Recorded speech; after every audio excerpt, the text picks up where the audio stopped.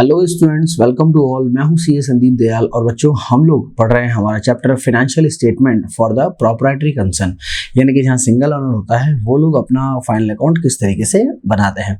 तो हम कर रहे हैं इस क्वेश्चन की प्रैक्टिस। तो चलिए शुरू करते हैं आज एक नया क्वेश्चन।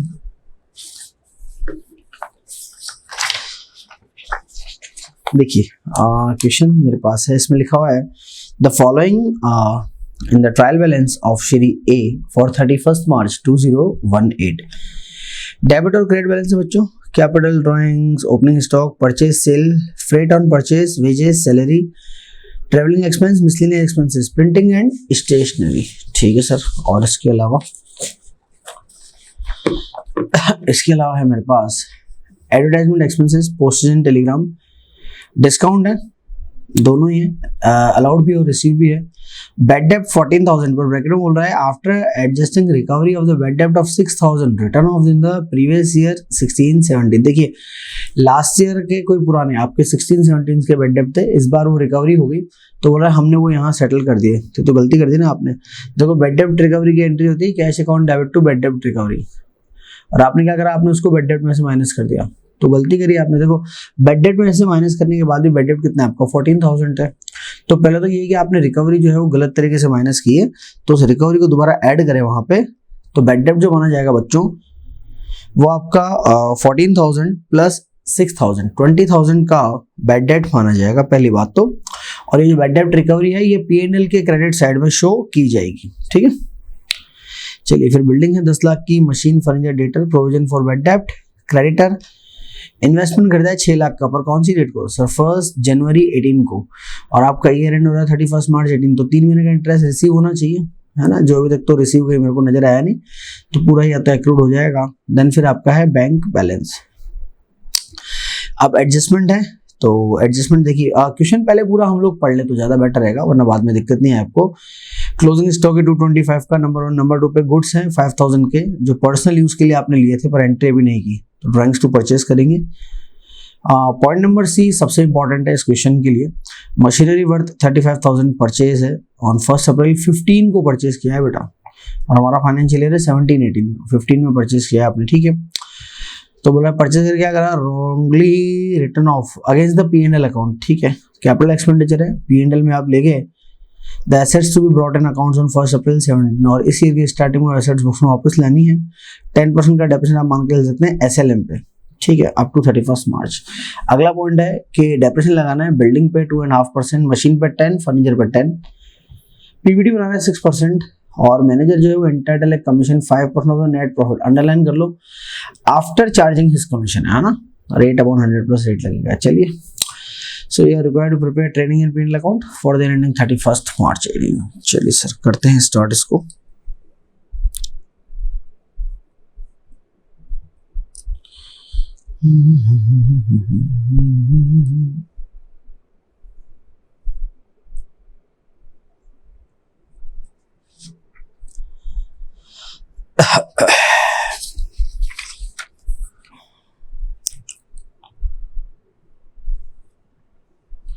तो ये जो फॉर्मेट है ये आपको पता है कि बहुत ही बड़ा बनने वाला है फॉर्मेट।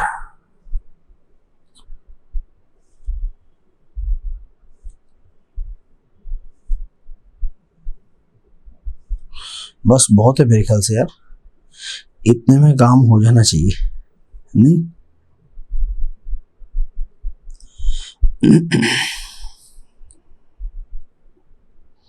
इसको भी साथ साथ ही बना ले, बार बार कौन लाया नीचे।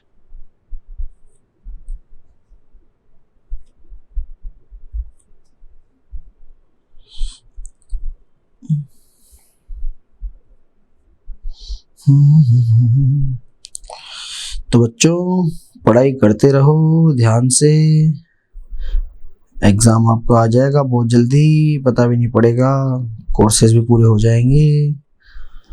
ठीक है, तो प्लीज कंटिन्यू अपना स्टडी चालू रखें, है ना, स्टडी को बीच में ब्रेक ना करें। ये हमारा बैलेंस शीट रहेगा।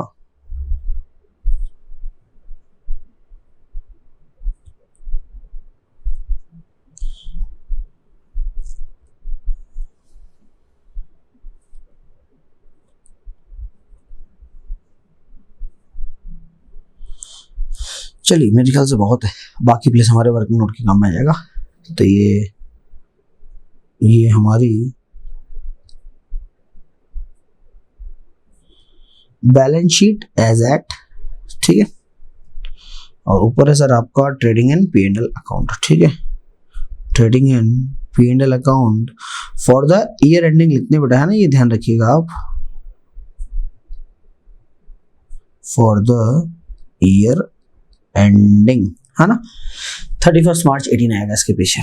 चलिए करते हैं स्टार्ट। सबसे पहले एडजस्टमेंट बेटा क्लोजिंग स्टॉक, तो सर क्लोजिंग स्टॉक को मैं यहाँ लिख रहा हूँ ट्रेडिंग अकाउंट के क्रेडिट साइड में, बाय क्लोजिंग स्टॉक कितना है 2,25,000, ठीक है,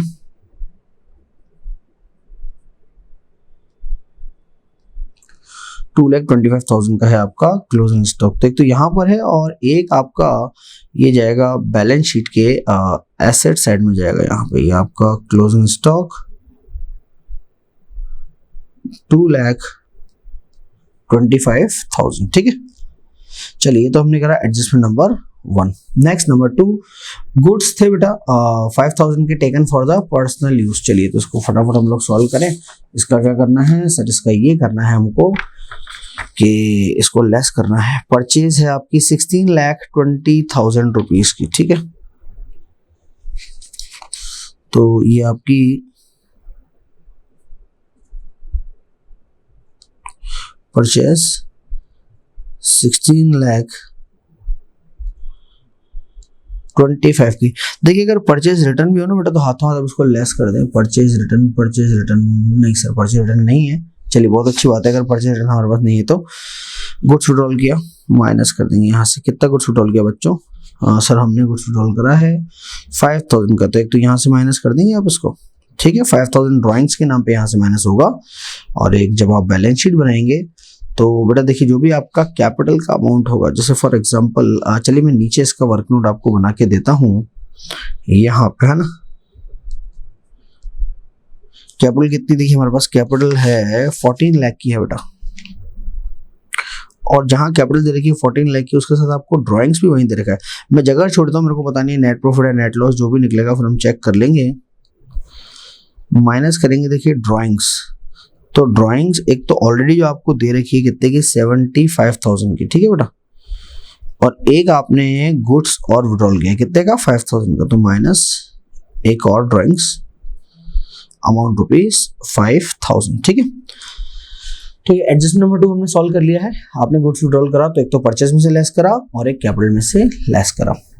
देखिए तीसरा एडजस्टमेंट है सामान लाइक, इस क्वेश्चन की जो जान है वो तीसरा एडजस्टमेंट है, वो मैं आपको बताता हूँ। देखिए क्या है आपके पास, इसमें भाई लिखा हुआ है machinery worth 35,000 purchase on 1 April 15, ठीक है, और it was wrongly debited to P&L assets brought into account on 1 April 17। यानी कि देखिए 2 साल पहले आपने एसेट्स खरीदी और आज अब आप उस एसेट्स को अपने बुक्स ऑफ अकाउंट में वापस लाना चाहते हैं। गलती होगी, हमसे पहले का आइटम था। अब आप लॉजिक समझिएगा, एसेट्स आपने खरीदी, हाँ सर खरीदी, तो जब आपने एसेट्स खरीदी तो ये बैलेंस शीट में जानी चाहिए थी, है ना, लेकिन आपने इसको कहाँ पहुंचा दिया सर, हमने इसको P&L में पहुंचा दिया, ठीक है, गलती होगी। अब होना क्या चाहिए था, अब आप एक तो उस एसेट्स को वहां से बाहर निकालोगे, ठीक है। जब आप P&L में से एक्सपेंस को बाहर निकालोगे तो आपके लिए प्रॉफिट होता है, बिल्कुल होता है सर।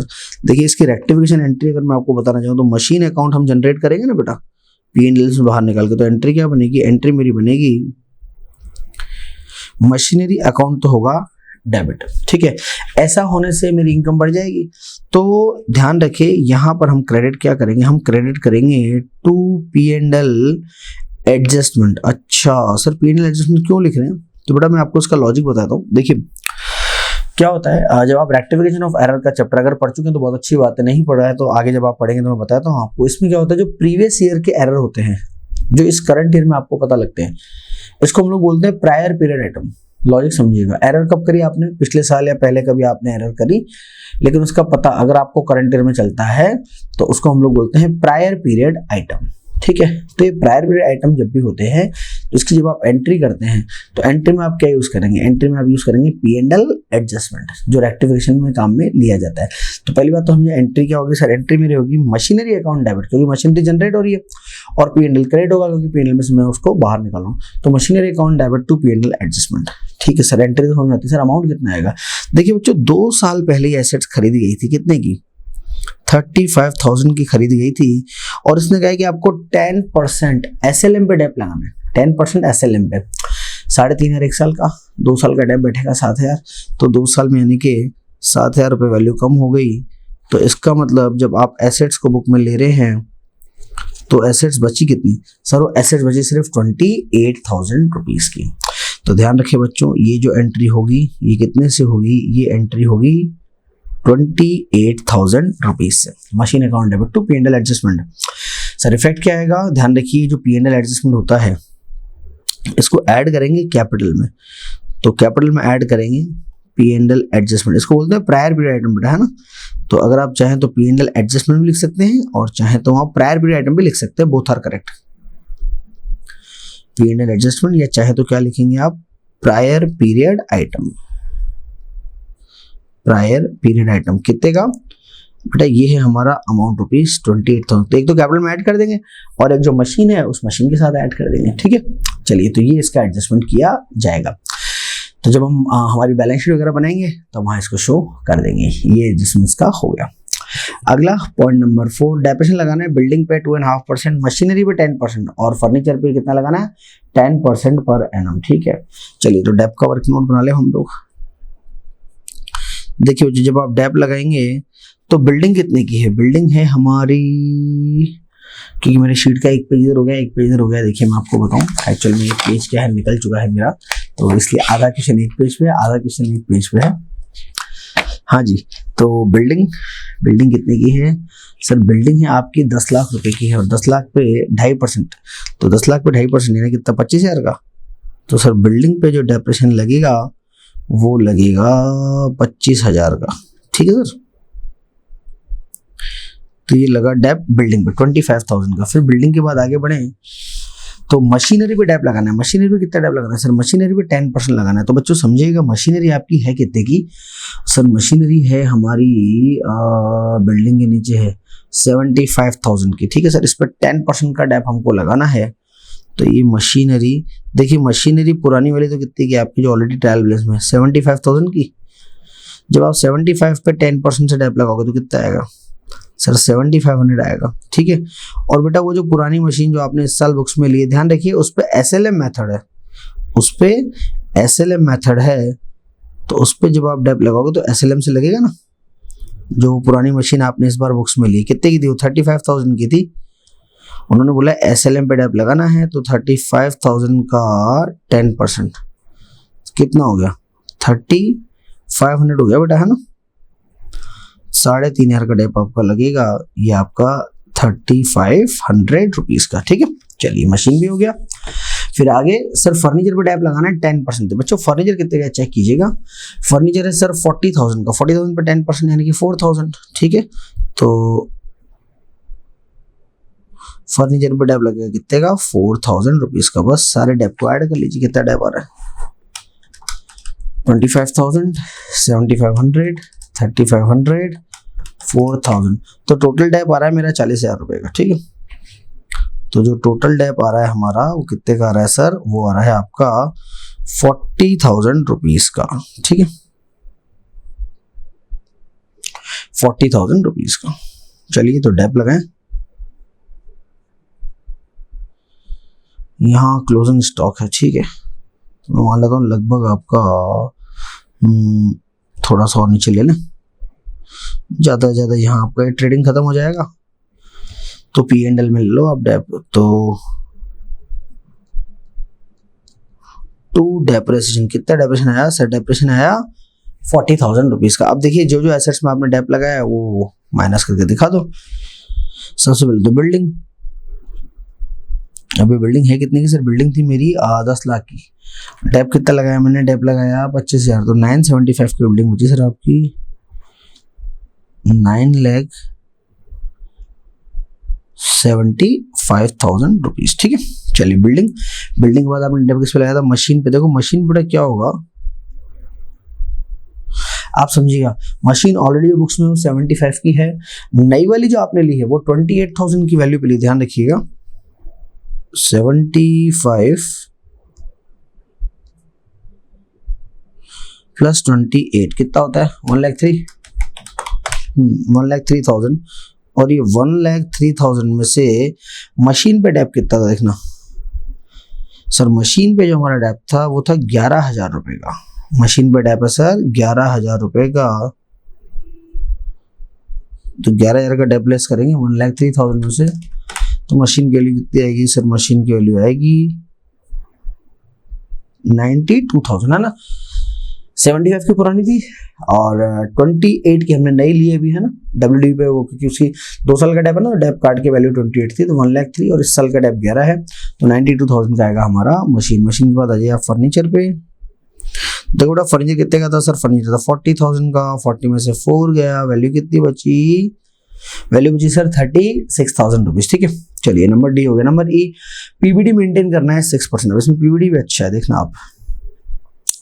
देखो बच्चों एक चीज समझना आप, जब हम पीबीडी मेंटेन करते हो 4 आइटम चाहिए होते हैं। हाँ सर बिल्कुल चाहिए होते हैं। कौन कौन से?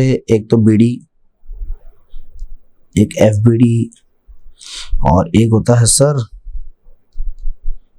एनपीबीडी, और एक होता है ओपीडी। देखिए बीडी जो आपको ट्रायल बैलेंस में दिया हुआ है, कितना दिया हुआ है? 14,000 दिया हुआ है, लेकिन वो 6,000 रुपए की रिकवरी लेस करने के बाद दे रखा है। तो हमने कहा वो तो गलत कर दिया, तो 6,000 रुपए जोड़ो। इसका मतलब बेड डेप तो कितने थे? 20,000 रुपीज के थे। ठीक है, बेड डेप 20,000 रुपीज के थे। एफबीडी एडजस्टमेंट मिलता है जो नहीं है। एनपीबीडी कितना बनाना है बेटा मेरे को? एनपीबीडी बनाना है 6% है ना। चलिए तो 6% बनाए हम लोग, 6% बनाते हैं। वैसे तो डेटर्स माइनस एफबीडी पर एफबीडी तो है ही नहीं, और डेटर्स आपका जो है 1,50,000 का है ना। ये आपका 1,50,000 का है, तो 1,50,000 देखिए। और आपको जो पीवीडी मेंटेन करना है, वो पीवीडी कितना मेंटेन करना है सर? हमें जो पीवीडी मेंटेन करना है वो मेंटेन करना है 6% से। ठीक है, तो 6% से मेंटेन करना है। इसका मतलब कितना हो जाएगा? 150 का 6% 9,000 हो जाएगा आपके पास।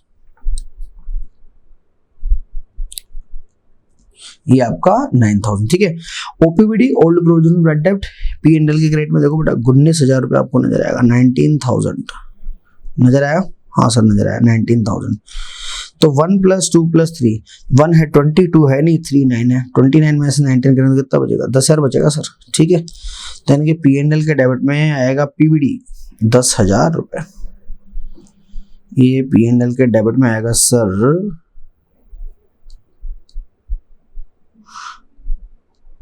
2 पीबीडी 10,000। अच्छा एक देखिए आपकी वो बेड डेप्ट रिकवरी थी। हाँ सर बिल्कुल थी, वो ले लें हम लोग बाय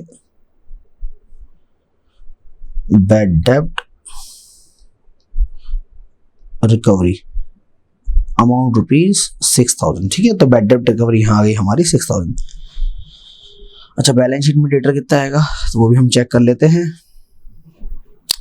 बेटा डेटर्स में से पता है क्या क्या माइनस करते हैं? हाँ सर डेटर्स में से सर हम माइनस करते हैं, डेटर था 150 का सर, डेटर्स में से माइनस करते हैं एक तो हम लोग एफबीडी, तो एफबीडी तो है नहीं, तो हम सर एनपीबीडी माइनस कर दें। एनपीबीडी कितना बनाया था आपने? 9,000 का बनाया था, तो 9,000 लेस करेंगे तो कितना आएगा सर? ये आएगा 1,41,000। ठीक है, तो बैलेंस शीट में आपका डेटर और डेटर आएगा आपका 1,41,000 है ना। लो बच्चों ये आपका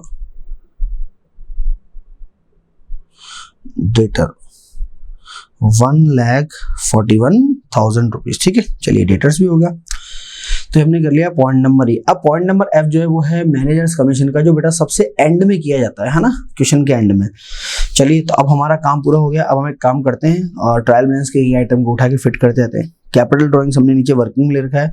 ओपनिंग स्टॉक है बेटा 80,000 का, लीजिए। तो आपका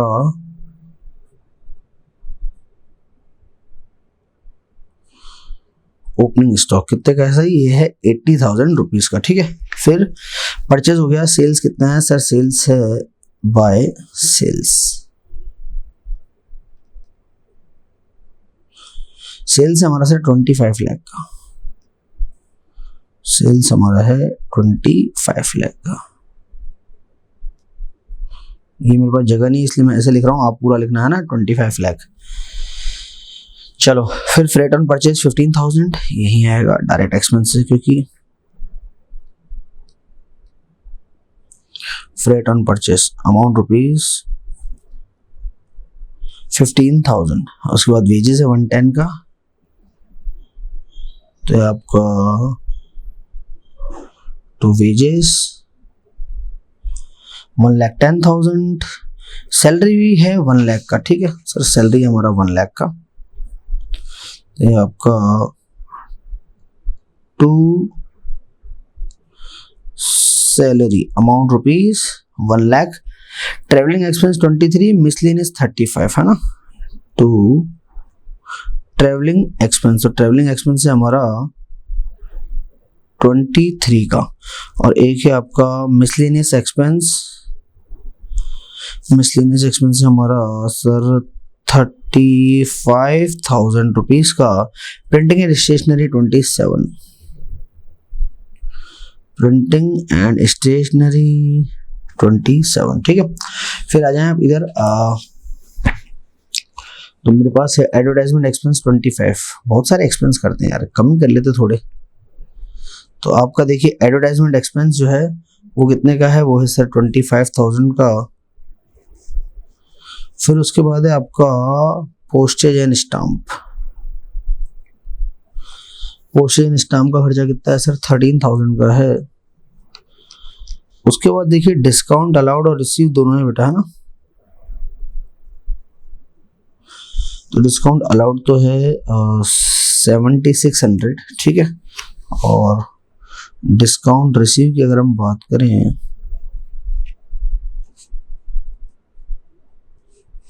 बाय डिस्काउंट कितना है 14,500, 14,500 रुपीज का, ठीक है, 14,500, 14,500 रुपीज। ये डिस्काउंट अलाउड और डिस्काउंट रिसीव भी हो गया। नेक्स्ट बैड डेट हम कर चुके हैं, रिकवरी कर चुके हैं। बिल्डिंग मशीन फर्नीचर हो गया, डेटर हमारा हो गया, पीवीडी हो गया। क्रेडिटर है सर 160 का, लीजिए, तो ये आपका नजर आ रहा है क्रेडिटर अमाउंट रुपीज 1,60,000, ठीक है। अब इन्वेस्टमेंट है 6 लाख का, इन्वेस्टमेंट है आपका 6 लाख का, और उस पर इंटरेस्ट मिलना चाहिए था हमको, क्योंकि हमने इन्वेस्टमेंट खरीदा है जनवरी में, तो जनवरी से लेके 3 महीने का इंटरेस्ट कितना बैठता है देखिए, 6 लाख पे 12%, और 6 लाख पे 12% 72, और 3 महीने का मिलना चाहिए, मल्टीप्लाई बाय 3.12, तो बच्चों इंटरेस्ट मिलना चाहिए 18,000, जिसका आपको अभी तक टका भी नहीं मिला है। इसका मतलब सारा का सारा इंटरेस्ट का एक्रूड इंटरेस्ट है। अब एक्रूड इंटरेस्ट को एक तो यहाँ रिकॉर्ड करें by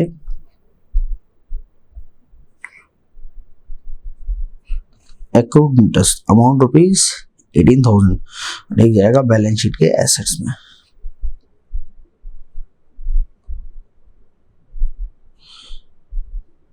accrued interest amount rupees 18,000, ठीक है, चलिए ये भी हो गया।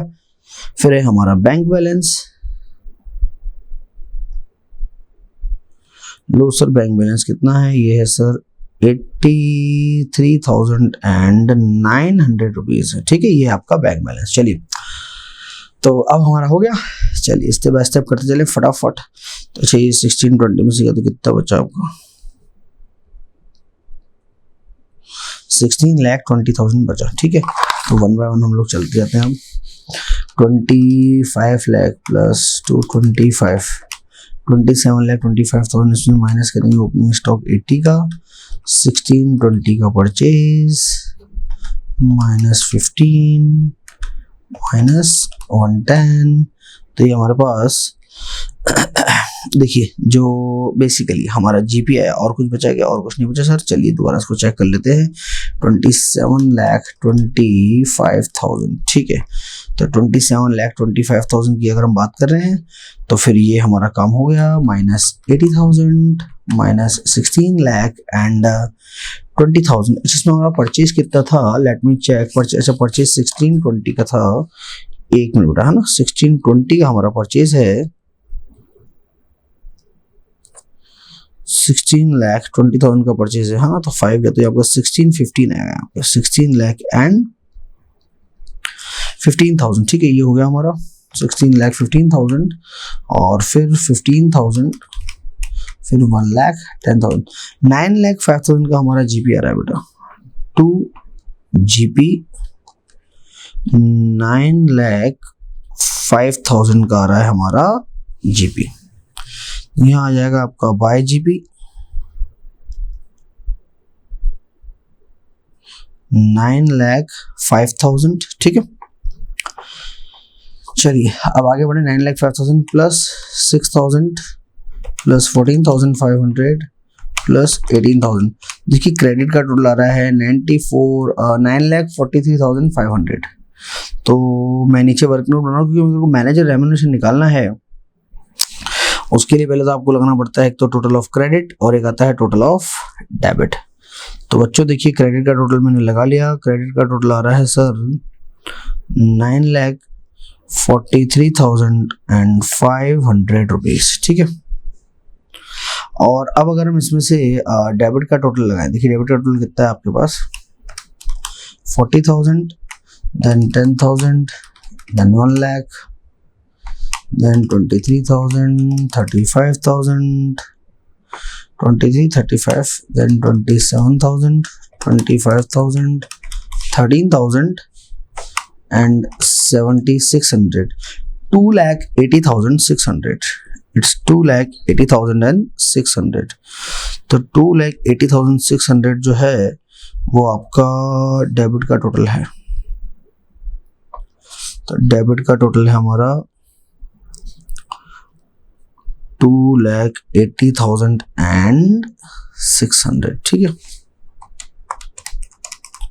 ये बचता है 662900।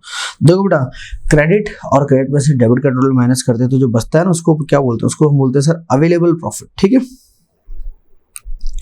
ये बचा आपका अवेलेबल प्रॉफिट। अब आप एक चीज समझिए, इसमें लिखा हुआ है कि मैनेजर को जो कमीशन देना है it is 5% of net profit after charging his commission. तो आफ्टर चार्जिंग हिज कमीशन लिखा हुआ है तो फॉर्मूला क्या लगेगा सर, फॉर्मूला लगेगा rate upon 100 plus rate multiply by available profit, ठीक है।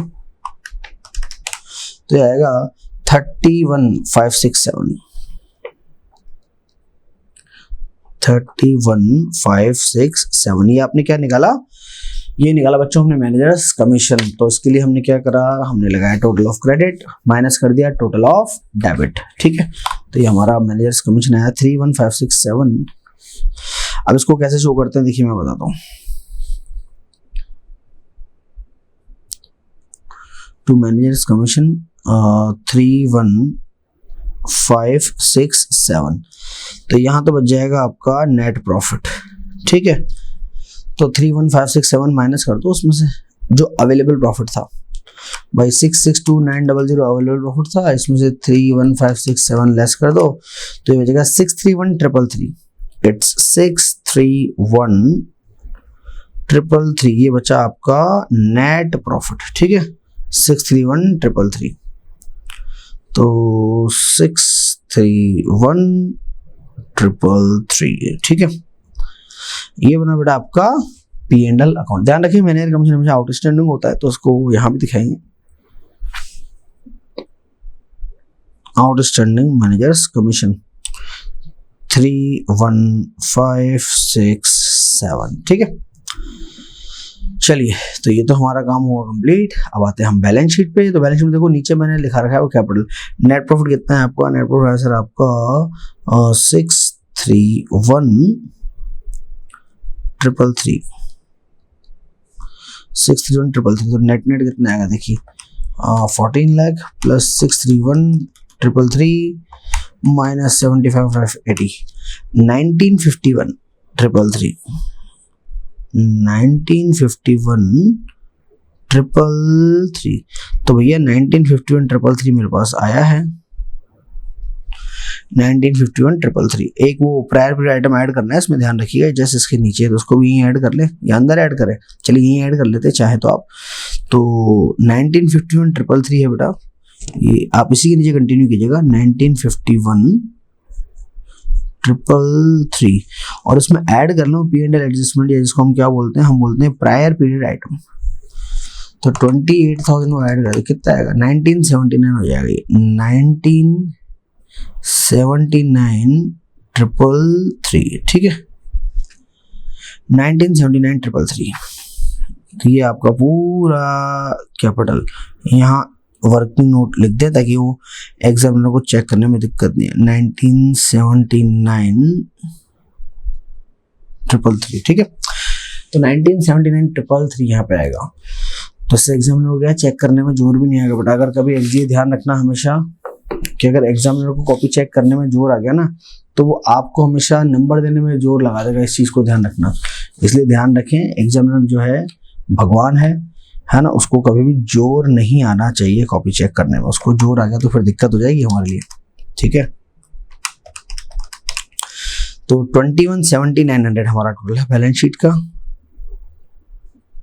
लायबिलिटी का तो आ गया, ये आपका 21,7900, ठीक है। भगवान ने चाहा तो फिर एसेट्स का भी आ ही जाएगा जब लायबिलिटी का आ गया है तो 975, 92,000, 36,000। इन्वेस्टमेंट 6 लाख का, ओके।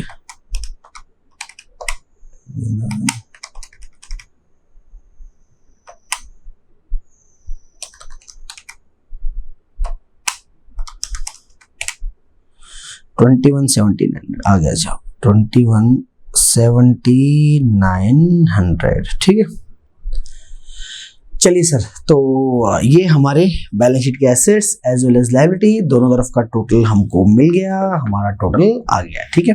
तो बढ़ते हैं अब हम लोग आगे। अब देखिए क्वेश्चन हो गया, ये भी हो गया, एक कल करा दिया था मैंने, छोटा एक क्वेश्चन है, ये भी करा दिया था मैंने, ठीक है।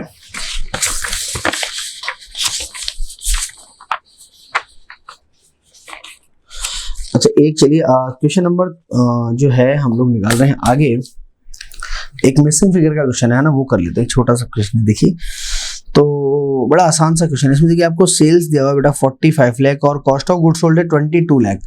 तो 45 लाख और 22 लाख, तो 40 और 22, तो जीपी पे मिसिंग फिगर लिखा हुआ है तो जीपी पे आ जाएगा। ये तो ऐसे डिस्कशन से क्वेश्चन पूरा हो जाएगा। जीपी पे आ जाएगा आपका 23 लाख। कैसे निकाला हमने? सेल्स में से हमने COGS माइनस कर दिया तो आ गया हमारा जीपी, ठीक है। तो मैं आपको P&L बना के दिखाता हूँ सीधे, ताकि आपका काम खत्म हो जाएगा।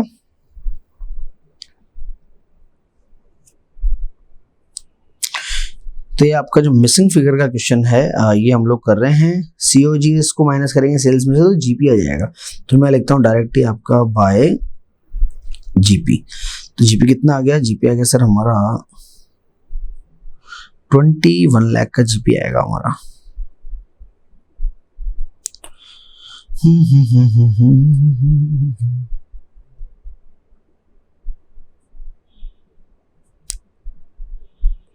21 लाख का जीपी आ गया। अच्छा फिर अदर इनकम है 40,000 बाय अदर इनकम 45,000, ठीक है। फिर सर सैलरी पेड है 12 लाख लीजिए सर, गिवन है क्वेश्चन में। सैलरी कितना है? सैलरी आपका अमाउंट रुपीज 12 लाख। उसके बाद है general expense 6 lakh to general expense amount rupees 6 lakh.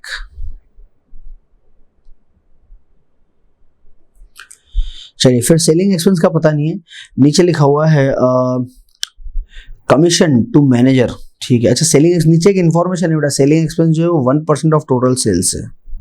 Selling expense जो है 1% ऑफ टोटल सेल्स तो 45 लाख। 45 लाख का अगर मैं 1% निकालूंगा तो कितना आ जाएगा सर? ये आ जाएगा 45,000 रुपीज, ठीक है। चलिए आगे, सेलिंग एक्सपेंस हो गया, ये हो गया। कमीशन जो है वो 1 लाख दे रखा है उन्होंने खुद ही, बहुत अच्छी बात है, कितने अच्छे लोग हैं। लो जी, ये मैनेजर कमीशन दे रखा है, कितना दे रखा है सर? 1 लाख दे रखा है आपको, ठीक है। नेट प्रॉफिट बिफोर चार्जिंग सच कमीशन है 1 लाख। बस अब क्या है, नेट प्रॉफिट निकालना है, सिंपल बैलेंस कर लो बेटा, बैलेंस में आपका नेट प्रॉफिट आ जाएगा 21,45,000 इधर का टोटल माइनस 12 और 6 18 लाख, तो ये माइनस कर दिए। सेलिंग एक्सपेंस हो गए 45,000, 1 लाख का हो गया कमीशन। तो बच्चों नेट प्रॉफिट आ जाएगा आपका 2 lakh rupees. Net profit it is amount ₹2 lakh. ठीक है, चलिए, तो ये हो गया काम खत्म। तो ये एक छोटा सा क्वेश्चन था वैसे प्रैक्टिस का, ये मैंने आपको करा दिया। चलिए, तो आज की क्लास को बच्चों हम लोग यहीं वाइंड अप करते हैं। मिलेंगे बहुत जल्दी अगली क्लास में, तब तक हंसते रहिए, खुश रहिए, मुस्कुराते रहिए। Thank you so much. Signing off, this is CS Sandeep Dayal. Bye bye.